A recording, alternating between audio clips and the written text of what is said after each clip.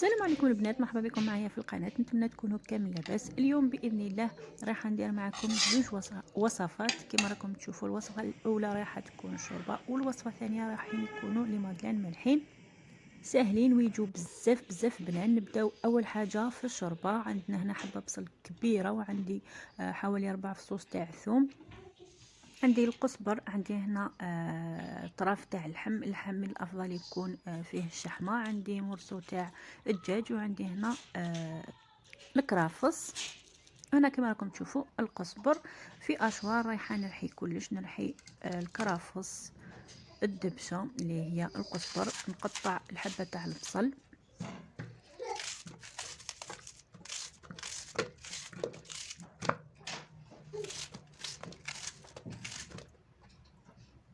نزيد الثوم راح نحيلو هذاك اللي داخل، اللب اللي داخل اللي يمرر لنا الماكله، هو اللي يخلي الماكله مره.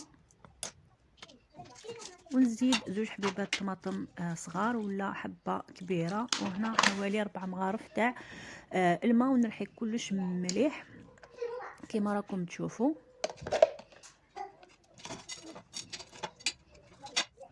وفي قدره ولا كوكوط ندير اللحم تاعي والدجاج، ونفرغ هذاك البصل والطماطم والثوم اللي ريحتهم كامل كيف.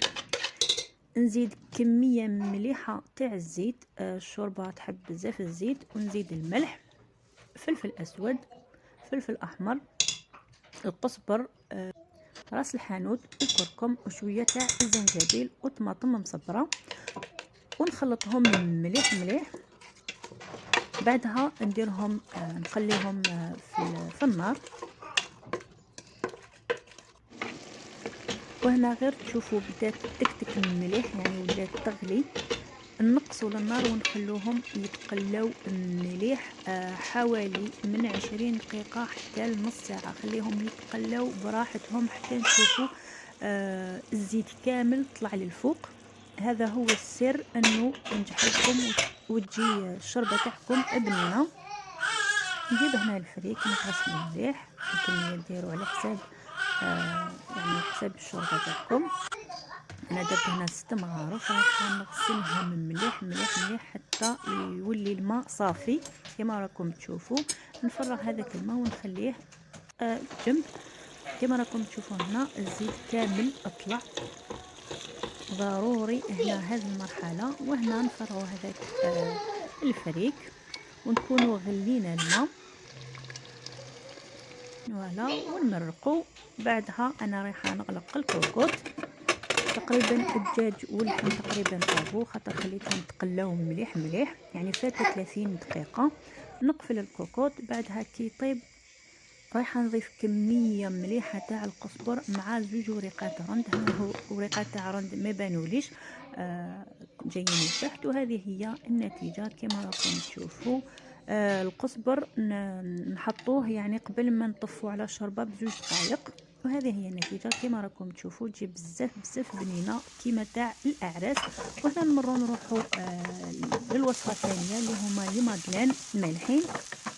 كما شفتوا درت زيت في المقله، وقطعت البصل كما راكم تشوفوا، وكرملته يعني خليته يتساوي اللون تاعو كما راكم تشوفوا. بعدها درت كميه قليله تاع لافيونداشي فقط باش نسم يعني لي مادلين تاوعي. ودرت الملح والفلفل اسود. هنا لافيونداشي غير تشوفوها بدلت اللون تاعها، نحوها مباشره على بها كرملنا مليح مليح البصل، يعني باش ما تديش باش ما نقلوش بزاف لافيونداشي. وهنا بالنسبه للكيك تاع عفوا للخليط تاع لي مادلين، عندي زوج حبيبات تاع بيض، عندي اقل من نص كاس تاع زيت. انا درت زيت زيتون وشويه تاع السكر، نخلطهم مليح مليح. بعدها نضيف نص كاس تاع حليب، نضيفه بالتدريج مع التخليط المستمر كما راكم تشوفوا.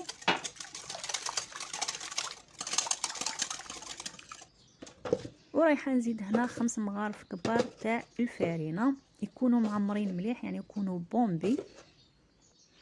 هنا كل واحد والفارينه تاعو، كاينه اللي تشرب كاينه اللي لا. الا لقيتوا الخليط تاعكم ثقيل يعني ثقيل بزاف، زيدوا شويه كميه قليله تاع الحليب، والى لقيتوها سايله زيدوا شويه تاع الفرينه. انا القوام تاعي راهو مليح كما راكم تشوفوا، القوام تاع الكيك العادي.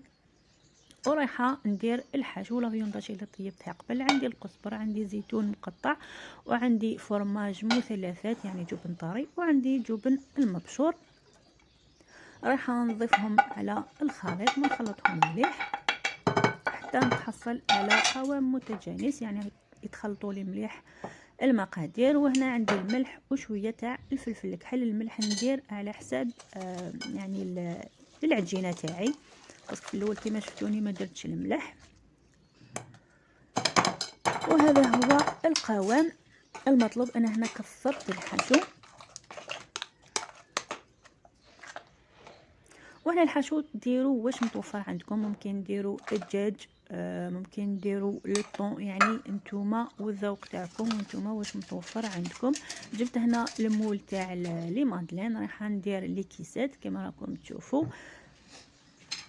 ممكن تحطوا مباشره بلا لي كيسات، بصح يعني باش يكونوا سهلين في التقديم. وهنا نفرغ الخليط تاعي، نحاول نفرغ لكن نخلي شويه فراغ هكذا باش كي يتنفخوا لي ما يسيحوش.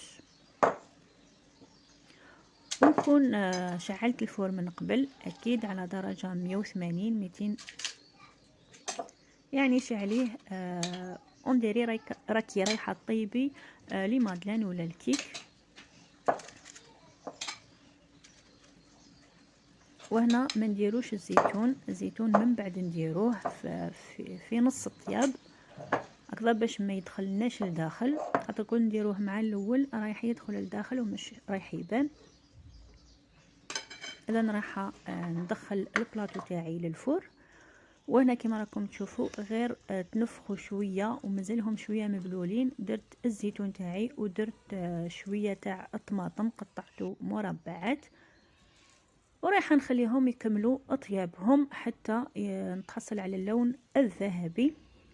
كي يطيبوا من التحت شعلوا لهم من الفوق باش تحمروهم. وهنا بعد ما طابوا كما راكم تشوفوا طفيت للفور تاعي، وهنا رايحه ندير شويه فرماج ربي. بعد ما نكمل نزيد ندخلهم للفور وهو هكذاك سخون وطافي باش فقط يذوب هذاك الفرماج. الوصفه هذه بزاف بنينه وسهله، توجد بالخف ومليحه يعني في رمضان.